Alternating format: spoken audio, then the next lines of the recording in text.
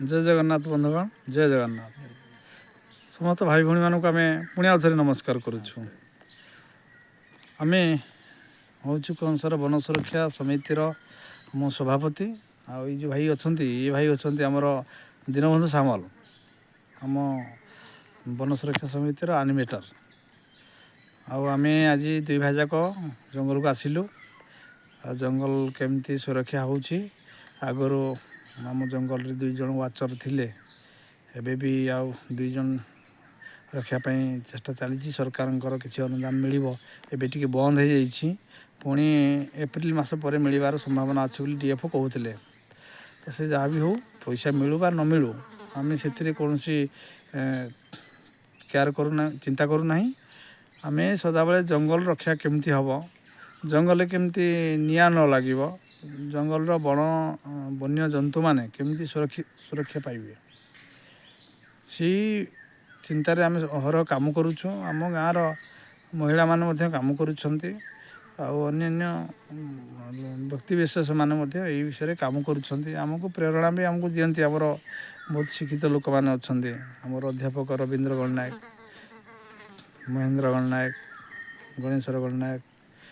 दिलेश्वर गणनायक एवं भाई दोल गोविंद गणनायक एम समस्ते बाहर थे भी आम मान सदा प्रेरणा दिखती आम गाँव जंगल केमती सुरक्षित रो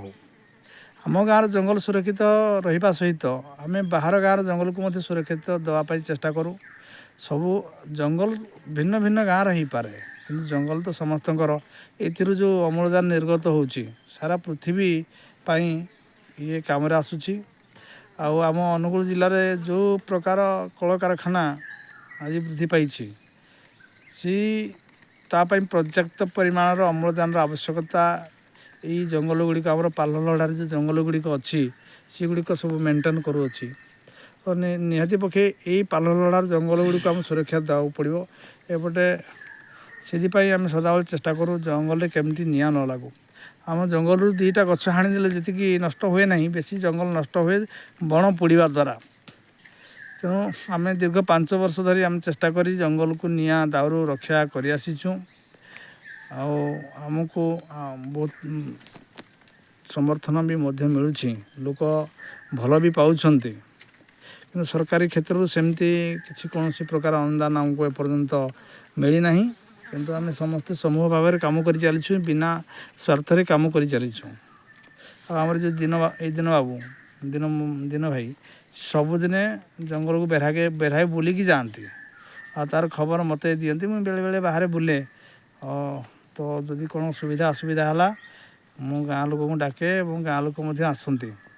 जंगल को ये भाव आम रक्षा कर चलीचु आपण मैंने आपण मान गाँव में जो जंगल गुड़िक थे आपण मैंने सुरक्षित देवे विशेषकर आजिकल खरा दिन पत्रधड़ा समय जंगल केमती निआ न लगे से चिंता आपण मैंने करेंगे आम से भाई कम करुँ आपण पुरस्कार को केवे चिंता करेंगे ना यही जंगल को आम ये हूँ आम माँ सामान ये जंगल माँ पाई आम जदि किसी त्याग कर सी आमको आमको भल रखा सहित सारा पृथ्वी को एक सुस्थ वातावरण में आच्छादित कर तो निश्चिंत भाव में आज आमको जंगल रक्षा करार आवश्यकता रही आपण मैंने बुझार अच्छी आम जंगल को आसीचु एवं पत्र धड़ा देखु जो शाल गछ गुड़िक सब लंडा हो जाती किसी पत्र भी कमला बहुत सुंदर लगुच आपण मैंने भी जंगल को बुली आसतु आपण केवल बनभोजी समय जंगल को बुली आसती बनभोजी करती एवं चली जाती किंतु जंगल केमती सुरक्षा आपण मैंने काम कर आवश्यकता अनुभव कर आवश्यकता रही तो आपन को आउ कौन भी विशेष कहि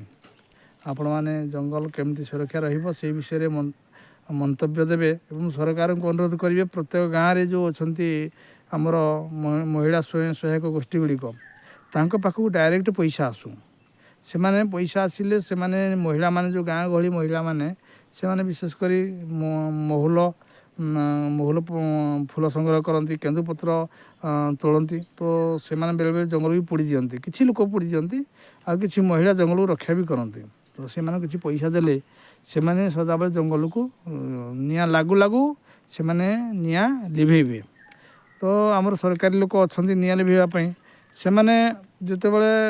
25 କିଲୋମିଟର ଦୂରରେ ରୁହନ୍ତି, ଏଠୁ ନିଆଁ ଲାଗିବ, ଏଠୁ କେହି ଖବର ଦେଲେ ବା ମୋବାଇଲରେ ପଏଣ୍ଟ ଆସିଲେ ଯାଇକି ସେମାନେ ଆସନ୍ତି। ସେ ଆସିଲା ବେଳକୁ ଜଙ୍ଗଲରେ ନିଆଁ ଲାଗି ସାରିଥାଏ। ତ ତା ଅପେକ୍ଷା ଯଦି କିଛି କିଛି ଗୋଟେ ପ୍ରତ୍ୟେକ ସଂଘକୁ ସରକାର 10,000 20,000 ଟଙ୍କା ଲେଖା ଦିଅନ୍ତେ, 4-5ଟା ସଂଘକୁ ଦିଅନ୍ତେ, ସେମିତି କରି ତ ନିଶ୍ଚିନ୍ତ ଭାବରେ ସେମାନେ ଜଙ୍ଗଲ ନିଆଁକୁ ଲିଭେଇ ଦିଅନ୍ତେ। ଜଙ୍ଗଲ ନିଆଁ ଲାଗୁ ଲାଗୁ ସେମାନେ ସେ ଜାଗାରେ ପହଞ୍ଚି ଯାଆନ୍ତେ। ଯେଉଁଟାକୁ ଆୟତ୍ତ କରି ନପାରିବେ ସେମାନେ ସେଇଟାକୁ କ'ଣ କରିବେ, ସିଏ ବନ ବିଭାଗକୁ ଜଣେଇବେ।